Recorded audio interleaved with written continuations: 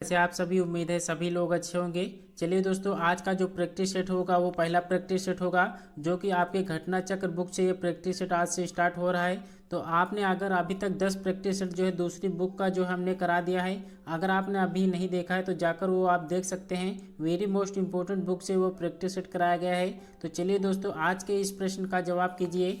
वे शब्द जो प्रकृति प्रत्यय अथवा दूसरे शब्दों के योग से बने हो क्या कहलाते हैं? वे जो है क्या कहलाते हैं ये आपको बताना है। तो प्रश्न एक का जो जवाब होगा वो यौगिक शब्द होगा। यौगिक जो है वे शब्द जो प्राकृतिक प्रत्यय अथवा दूसरे शब्दों के योग से बने होते हैं। तो ऑप्शन डी इसका बिल्कुल करेक्ट आंसर है। नीचे दिए हुए विशेषण का भेद पहचानना है। वार्षिक जो है ये किस प्रकार का विशेषण है ये आपको बताना है। तो प्रश्न दो का जो जवाब होगा वो निश्चित संख्यावाचक होगा। वार्षिक जो होता है ये निश्चित संख्यावाचक विशेषण होता है। तो ऑप्शन सी इसका बिल्कुल करेक्ट आंसर होगा। नीचे दिए विकल्पों में से कौन सा विकल्प आंगना शब्द का समानार्थी शब्द है? तो प्रश्न तीन का जवाब करना है। आंगना शब्द का समानार्थी शब्द कौन सा होता है? तो आंगन जो है ये आपका आंगना शब्द का समानार्थी होता है। तो इसलिए ऑप्शन नंबर बी इसका बिल्कुल करेक्ट आंसर होगा। निम्नलिखित में से तद्भव शब्द कौन सा है? प्रश्न चार में जो है आपको तद्भव शब्द को पहचानना है। तो मछली जो है ये आपका तद्भव शब्द होता है। ऑप्शन डी इसका बिल्कुल करेक्ट आंसर होगा। शिवालय में कौन सी संधि है ये आपको बताना है। प्रश्न पाँच में जो है शिवालय में कौन सी संधि प्रयोग की गई है? तो इसमें जो है दीर्घ संधि का प्रयोग किया गया है। शिव धन आलय इसका जो है संधि विच्छेद होता है। तो ऑप्शन ए इसका बिल्कुल करेक्ट आंसर होगा। देवेंद्र में कौन सी संधि प्रयोग हुई है? प्रश्न 6 का जवाब करना है। तो देवेंद्र में जो संधि प्रयोग हुई है वो गुण संधि हुई है। ऑप्शन बी इसका बिल्कुल करेक्ट आंसर होगा। देवेंद्र का अगर हम संधि विच्छेद करते हैं तो देव प्लस इंद्र होगा, इसलिए ऑप्शन बी इसका बिल्कुल करेक्ट आंसर होगा। वहाँ वर्षा हुई होगी इस वाक्य में कौन सा काल प्रकट होता है? प्रश्न 7 का जवाब करना है। तो वहाँ वर्षा हुई होगी यह वाक्य जो है आपका संभाव्य का है। ऑप्शन बी इसका बिल्कुल करेक्ट आंसर होगा। दोस्तों, वीडियो पसंद आ रही हो तो एक लाइक जरूर कर देना। चैनल पर नए हैं तो चैनल को सब्सक्राइब कर बेल आइकन को जरूर प्रेस कर दीजिएगा, क्योंकि वेरी मोस्ट इंपोर्टेंट ये बुक से आपका प्रैक्टिस सेट हो रहा है। प्रश्न 8 आपसे पूछा गया है। निम्नलिखित प्रश्नों में अशुद्ध शब्द को पहचानना है। अशुद्ध आपको पहचानना है। आगामी दिया गया है, साप्ताहिक दिया गया है, दूसरा दिया गया है। तो इसमें जो है अशुद्ध शब्द आपको पहचानना है।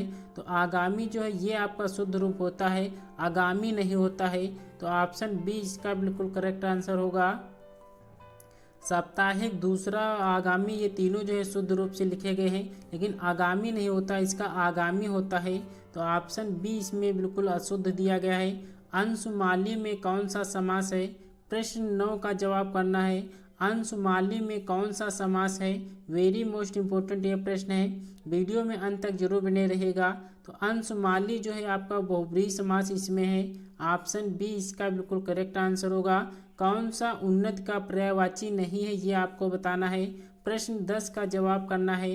तो उन्नत का पर्यायवाची जो है आपका उत्थान होता है, विकास होता है, उत्कर्ष होता है। उमंग जो है ये आपका उन्नत का पर्यायवाची नहीं होता है। ऑप्शन डी इसका बिल्कुल करेक्ट आंसर होगा। प्रश्न 11 का जवाब करना है। संज्ञा का वह रूप जिससे क्रिया के आधार का बोध होता है उसे क्या कहते हैं? उसे जो है क्या कहते हैं? तो उसे जो है अधिकरण कारक कहते हैं। ऑप्शन डी इसका बिल्कुल करेक्ट आंसर होगा। निम्नलिखित में से पुल्लिंग शब्द कौन सा है ये आपको बताना है।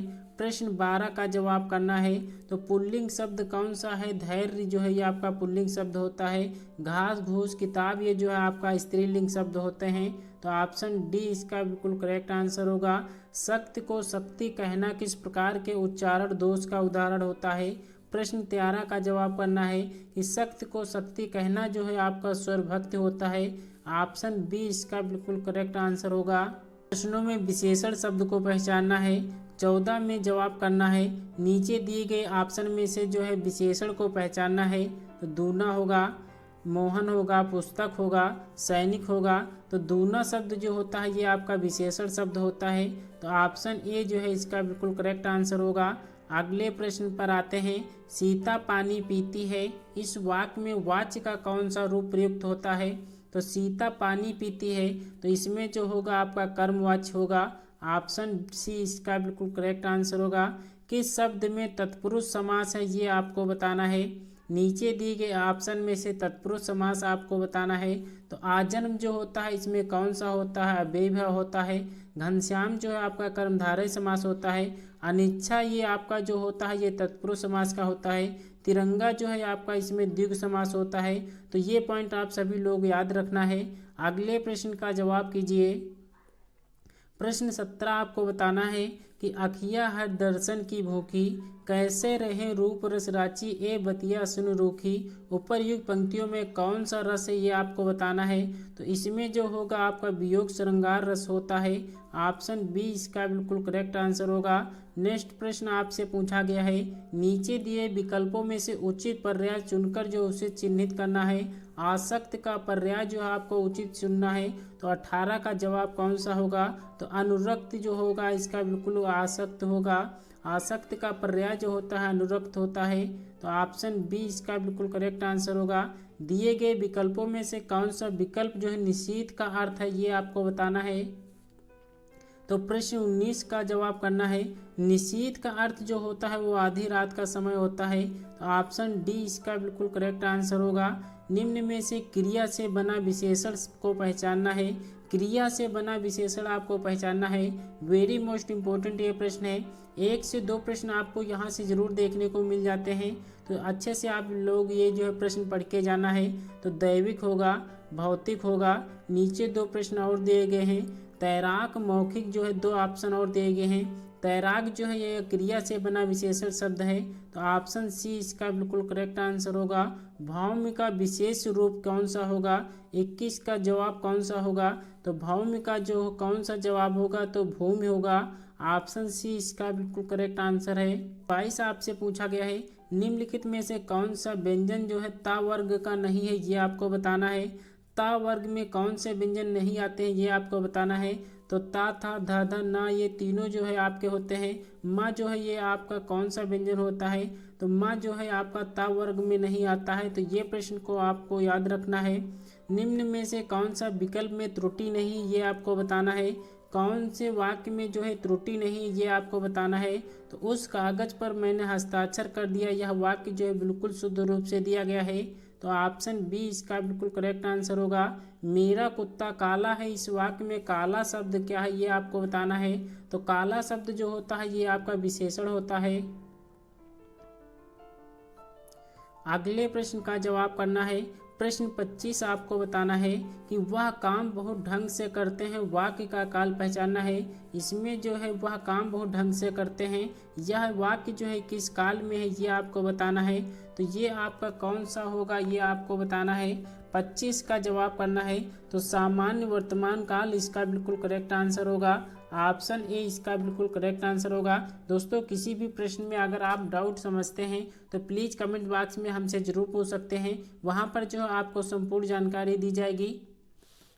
तो चलिए दोस्तों आज की क्लास को वहीं पे वाइंड अप करते हैं। मिलते हैं नेक्स्ट वीडियो में। दोस्तों वीडियो पसंद आई तो एक लाइक जरूर कर देना।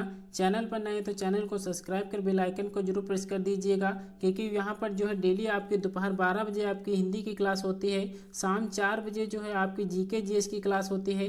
तो जीके जीएस की क्लास को लेना भी मत भूलिएगा, क्योंकि वहाँ पर जो है आप करंट अफेयर, जीके जीएस और जो है स्टैटिक जीके, वहाँ पर यूपी जीके से संबंधित प्रश्नों को कराया जा रहा है। तो चलिए दोस्तों आज की क्लास को हम यहीं पे विराम करते हैं।